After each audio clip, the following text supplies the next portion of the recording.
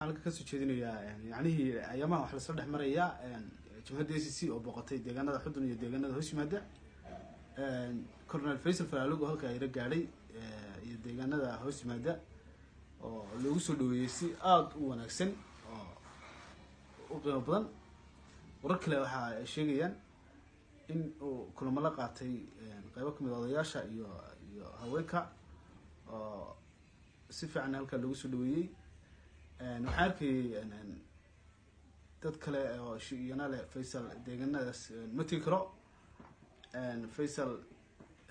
odayaasha deegaanka waxay sheegeen Faisal in deegaankan uu yahay deegaankiisii oo iman karo oo uu dhex joogi karo kuna damaashaadi karo oo mar alaale iyo markuu u baahdo uu iman karo hore isaga ayaa u sheegay inuu deegaanadaas uu ويهين دجاندي سو إيمان كرا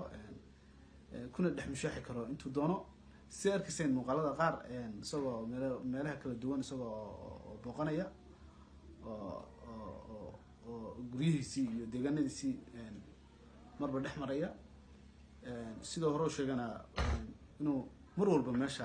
إيمان يو ذلك الدجان كل ما قرقار عليه يلون يو سيدا كلا ذلك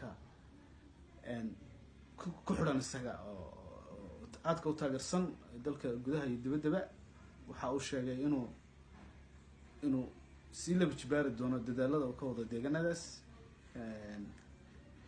تاجريش السنة مركز تيجوجنا وفي الرمك الدون هو ده عمري إنه يكون هذا المرة بقى مثل الصعد كي حالات الديجان كاد وكسر إسبان هذا وأنا قاعد محمد عول كوته سيدا نوي قليل